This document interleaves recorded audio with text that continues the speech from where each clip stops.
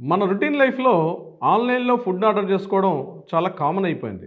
ఏ చిన్న అవసరం ఉన్నా మనం ఆన్‌లైన్‌లో ఫుడ్ డెలివరీస్ మనం ఆర్డర్ చేస్తూ ఉంటాం, తీసుకుంటూ ఉంటాం. కానీ కొంతమంది పోకిరీ కుర్రవాళ్ళు ఏం చేస్తుంటారంటే ఫుడ్ డెలివరీ అవుతుంది, డెలివరీ తీసుకుంటారు. కానీ డెలివరీ కాలేదు అని చెప్పి ఎగ్జాక్ట్‌లీ ఏ యాప్ అయితే వాడతారో ఆ యాప్‌లో కంప్లెయింట్ కూడా పెడతారు. కంప్లెయింట్ పెట్టిన కాసేపటికి వాళ్ళు ఎంక్వైరీస్ చేసి ఆ అమౌంట్ అన్నది మళ్ళీ రిఫండ్ చేసే అవకాశం కూడా ఉంటుంది. ఇది చాలా చోట్ల చూస్తూ ఉంటాం. చాలా చోట్ల జరుగుతుంటుంది. జెన్యూన్‌గా ఫుడ్ డెలివరీ కాలేదనుకోండి, నిజంగా అది జెన్యూన్ రీజన్ అవుతుంది. కానీ కొన్ని సందర్భాల్లో డెలివరీ అయిన తర్వాత కూడా డెలివరీ కాలేదని చెప్పి వాళ్ళని ఫ్రాడ్ చేయాలని చెప్పి కంప్లెయింట్ చేసే ఉద్దేశంతోటి కంప్లెయింట్ చేసే అమౌంట్స్ కూడా కొంతమంది అక్కడక్కడ చేస్తూ ఉంటారు ఇలాంటి విషయాలు. ఇటువంటివి లైట్‌గా తీసుకుంటారా? లేకపోతే ఇది నిజంగా ఇది సింపుల్ ట్రిక్కేనా? లేకపోతే క్రిమినల్ అఫెన్స్ అవుతుందంటే క్లియర్‌గా తెలుసుకోండి. It is a criminal offence. ఎందుకంటే క్లియర్‌గా గుర్తుపెట్టుకోండి. మీకు ఫుడ్ డెలివరీ అయింది. డెలివరీ అయిన తర్వాత మీరు తీసుకొని కూడా తీసుకోలేదని చెప్పి మీరు కంప్లెయింట్ చేస్తే 1, 2 సార్లు వరకు వాళ్ళు చూస్తారు గానీ తర్వాత మాత్రం ఎంక్వైరీ కంపల్సరీ పెడతారు. ఆ ఎంక్వైరీలో డెలివరీ బాయ్ చేసినటువంటి ఫుడ్ డెలివరీ అయిందా లేదా? ముఖ్యంగా ఈ డెలివరీ బాయ్‌కి జీపీఎస్ ట్రాకింగ్ సిస్టమ్ ఉంటుంది. అంటే లొకేషన్‌కి వచ్చాడా లేదా?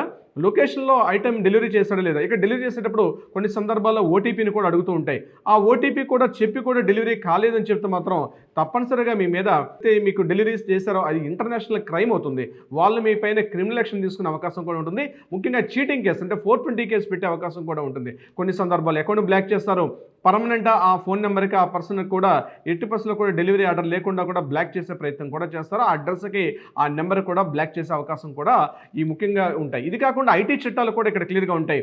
కేవలం ఈ ఐపీసీ 420 ఒక్కటే కాకుండా ఇంటర్నేషనల్ క్రైమ్ ప్రకారం ఐటీ చట్టాలు కూడా ఇక్కడ ఇంపోజ్ అయ్యే అవకాశం కూడా ఉంటుంది. అంటే డెలివరీ అయిన తర్వాత కూడా డెలివరీ కాలేదని చెప్పి వాళ్ళు మనం మిస్‌గైడ్ చేసిన కొన్ని సందర్భాల్లో డెలివరీ బాయ్స్ చేస్తారు.